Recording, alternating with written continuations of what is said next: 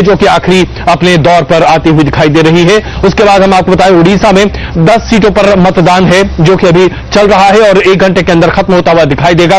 20 सीटें केरल में है, सभी 20 सीटों पर आपको मतदान की प्रक्रिया लगभग खत्म होती हुई दिखाई दे रही है। 1 घंटे के आसपास का यहां पर वक्त बचा हुआ है। और सबसे बड़ी बात जो लगातार हम आपके सामने पेश कर रहे हैं, दिल्ली में जिस तरीके से बड़ी संख्या में मतदाता बाहर निकलकर वोट करते दिखाई दे रहे हैं, यह अपने आप में संकेत देता है कि बहुत बड़े बदलाव की बात यहां पर आती हुई दिखाई दे रही है। हम आपको 6 तस्वीरें दिखा रहे हैं दिल्ली के 6 कंस्टिट्यूएंसीज की। नई दिल्ली, उत्तर पूर्वी दिल्ली, दक्षिणी दिल्ली, चांदनी चौक, पूर्वी दिल्ली और उत्तर पश्चिमी दिल्ली। इन तमाम जगहों पर बड़े बड़े लोग जो तमाम, चाहे आप राजनेता कह सकते हैं या फिर आप ये कह सकते हैं कि ऐसे लोग जो कि आम आदमी है, हर कोई बड़ी संख्या में बाहर निकलकर मतदान करता हुआ दिखाई दे रहा है। जो औसत आंकड़ा पिछले बार का यानी कि 2009 का था वो 53% मतदान का था और 3-3:30 बजे के आसपास ये आंकड़ा पार होता हुआ दिखाई दे रहा है। यानी कि अंदाजन ऐसा अंदाजा लगाया जा रहा है कि करीब 70% के आसपास मतदान की अनुमानित है। और अगर ऐसा होता है तो जरा गौर कीजिए, दिल्ली में विधानसभा चुनाव के लिए करीब 66% मतदान हुआ था और अगर ऐसे में 70% के आसपास दिल्ली में मतदान लोकसभा चुनाव के लिए होता है तो यह अपने आप में संकेत देता है कि एक बहुत बड़े बदलाव का संकेत है, या फिर लोग कम से कम मन बना चुके हैं कि एक बहुत ही स्थिर और स्थापित सरकार उन्हें चाहिए। तो आइए आपके सामने एक छोटी सी रिपोर्ट अभी पेश करते हैं और आपको दिखाएं कि दरअसल दिल्ली का यह दंगल कहां और किस दिशा में आगे बढ़ता हुआ दिखाई दे रहा है। उसके बाद हमारे पास एक वरिष्ठ पैनल है, उनसे भी मैं आपका तारीफ करा दूं। अभी हमारे साथ शेष नारायण जी मौजूद हैं, हमारे साथ इस वक्त मौजूद हैं, माफ कीजिएगा, हमारे साथ मौजूद हैं अरुण त्रिपाठी जी, संबित पात्रा जी बीजेपी से हमारे साथ मौजूद हैं और उर्मिलेश जी इस वक्त हमारे साथ मौजूद है। और कुछ ही देर में जयवीर जी भी हमारे साथ जुड़ेंगे कांग्रेस से, उनसे भी बातचीत करेंगे। लेकिन सबसे पहले आइए आपको दिखाएं दिल्ली का दंगल क्या दिखा रहा है। दिल्ली के दंगल में इस बार कई दिग्गजों की किस्मत दांव पर लगी है और इन्हीं में है चांदनी चौक से कांग्रेस उम्मीदवार कपिल सिब्बल, जिन्होंने आज अपना वोट डाला। इस मौके पर सिब्बल ने अपनी जीत का दावा तो जरूर किया, लेकिन वो बीजेपी पर निशाना साधने से नहीं चूके। इलेक्शन अपने आप में एक चुनौती होती है और पहले भी 2 इलेक्शन में चुनौतियां थी, इस बार भी है। So next government, according to you, whosoever comes, what will be the biggest वो तो 16 मई को पता चलेगा, पहले उसके बाद बताएंगे आप। वहीं चांदनी चौक से कपिल सिब्बल के मुकाबले में उतरे बीजेपी नेता हर्षवर्धन ने भी अपने परिवार के साथ वोट डाला। इस मौके पर हर्षवर्धन ने अपनी जीत का दम भरते हुए कांग्रेस की नीतियों पर हल्ला बोला। मैं तो 25 दिन का कैंपेन करके आया हूं, मुझे तो कहीं कोई त्रिकोणिया वगैरह नजर आया नहीं। मुझे तो ना मेरे कोई जो आप बड़े बड़े कैंडिडेट्स का नाम लेते हैं उनका कहीं कोई जनता के अंदर प्रेजेंस नजर आया। दिल्ली में दिग्गजों की वोटिंग अलग अलग जगहों पर देखी गई। हामिद अंसारी ने भी अपना मताधिकार का प्रयोग किया तो किरण बेदी भी दिल्ली के नीति बाग में वोट करती नजर आईं। झंडेवालान में आरएसएस नेता राम माधव ने भी अपना वोट डाला तो दिल्ली के नई दिल्ली क्षेत्र में मैदान में उतरे कांग्रेस नेता अजय माकन ने भी अपने परिवार के साथ रजौरी गार्डन में अपना वोट कास्ट किया। जब विधानसभा के रिजल्ट्स और पार्लियामेंट के रिजल्ट्स में लोकसभा में फर्क है, क्योंकि इश्यूज फर्क होंगे, मुद्दे अलग हैं, कैंडिडेट्स अलग हैं, सब चीजें फर्क हैं। इसलिए हमें उम्मीद है कि इस बार हम लोग बहुत अच्छा करेंगे। I don't think so. भले ही सियासत के ये नामचीन चेहरे अपनी अपनी जीत का दावा कर रहे हों, लेकिन लोकतंत्र के इस महापर्व में जनता ही तय करेगी कि कौन दिल्ली के दंगल में बाजी मारेगा। Team news nation. तो दिल्ली का दंगल अपने आप में बहुत कुछ संकेत देता हुआ दिखाई दे रहा है। तो आइए चर्चा की शुरुआत दिल्ली से ही करते हैं। जिस तरीके से एक तरह से देखा जाए तो अप्रत्याशित तौर पर मतदान होता हुआ दिखाई दे रहा है। उनमें जी एक छोटी टिप्पणी आपकी से पहले कि हम आगे बढ़ें। नहीं, ये बहुत अच्छी बात है और देखिए इस बार दिल्ली नहीं पूरे देश में मतदान का जो परसेंटेज है बहुत ही शानदार है। नॉर्थ ईस्ट से लेकर के साउथ तक। अभी मैं देख रहा था केरल का भी, केरल में तो हमेशा अच्छा होता रहा है। दिल्ली में मतलब और एनसीआर में, एनसीआर जहां हम स्वयं भी तौर पर आलसी माने जाते थे और एनसीआर का मैं स्वयं 53% मतदान माना गया। जी हाँ, और वो भी मैंने देखा कि लाइन में बच्चे खासकर जो पहली बार वोट डालने जा रहे हैं उनका जो जोश था वो देखने लायक था। दुखद यही है कि हमारे देश के नेताओं में इस देश को बनाने का जोश कम है, मतदाताओं में अपना प्रतिनिधि चुनने का जोश ज्यादा है। अरुण जी आपकी एक छोटी टिप्पणी इस पर। नहीं, मुझे उर्मिलेश जी की बात अच्छी लग रही है कि नेताओं में कम जोश है।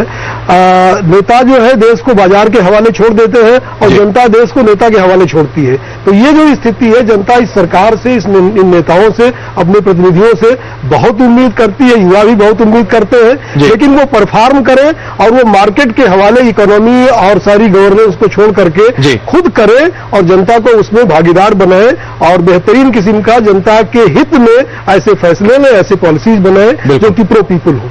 शेषनारायण जी, अब जिस तरह की मतदान अगर दिल्ली में हो रही है, इसे देखकर तीनों दल, चाहे आम आदमी पार्टी जिसे आप झाड़ू वाली पार्टी कहते हैं, या फिर कांग्रेस, या फिर भारतीय जनता पार्टी, जिसमें एक जाहिर सी बात है कि झाड़ू वाली पार्टी और कमल एक दूसरे में यह प्रतिस्पर्धा होगी कि दरअसल ये हमारे लिए वोट है।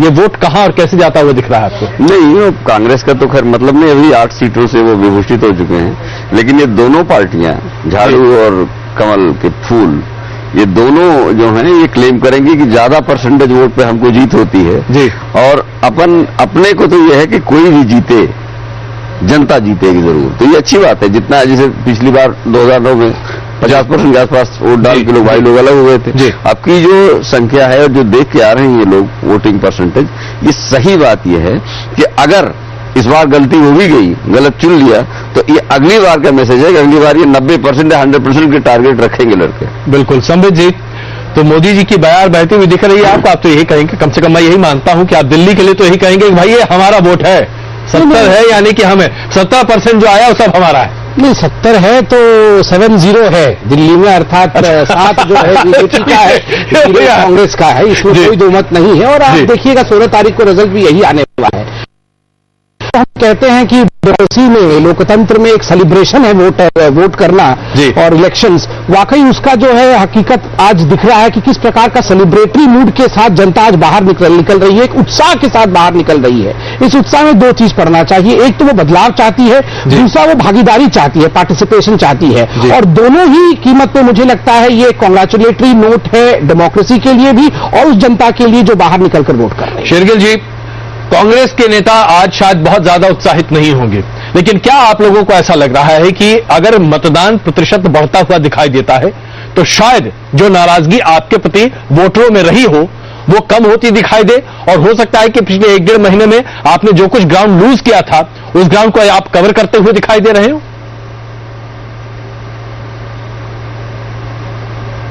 अजय जी, सबसे पहले जो वोटर टर्नआउट है मुझे लगता है 2009 से ज्यादा होगी।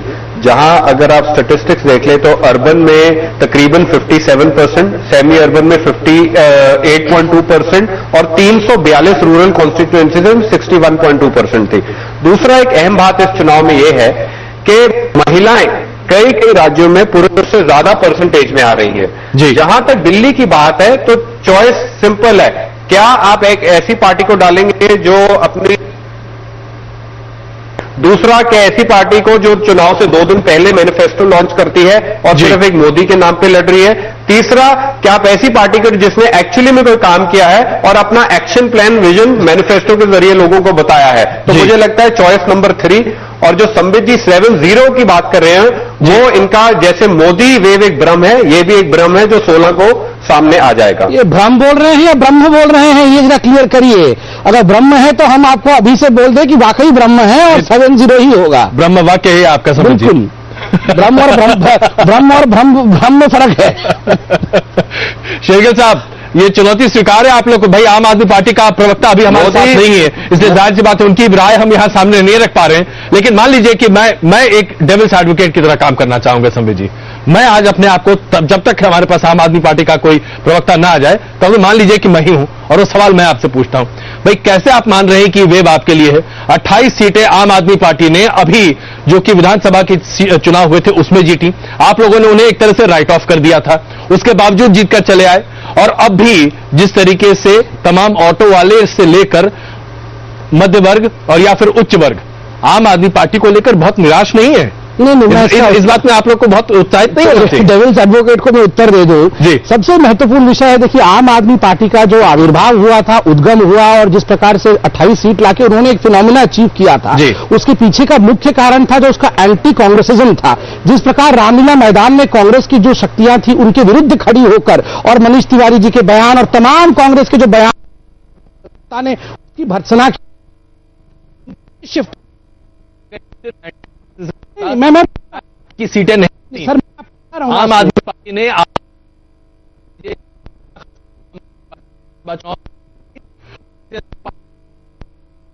दो पर उनकी सरकार नहीं गिरा सकती। खैर कहीं उन्होंने खुद ही अपनी सरकार गिरा, आपने तो मजबूर। जिस दिन जीत हुआ था आम आदमी पार्टी का, आदरणीय राहुल जी बाहर निकलकर कह रहे थे कि वी विल लर्न फ्रॉम आम आदमी पार्टी। तो मैं पूछना चाहता हूं भाई से, क्या वो फ्रॉड एंड डिसीट सीखना चाहते थे आम आदमी पार्टी से? तो पहले से सीखे सिखाए हैं कांग्रेस, फिर क्यों सीख रही थी उससे फ्रॉड एंड चीट? चलिए जी शेरगिल साहब, छोटी टिप्पणी आपकी, इसके बाद जरा हम अपने रिपोर्टर के पास भी चले। अजय जी, जहां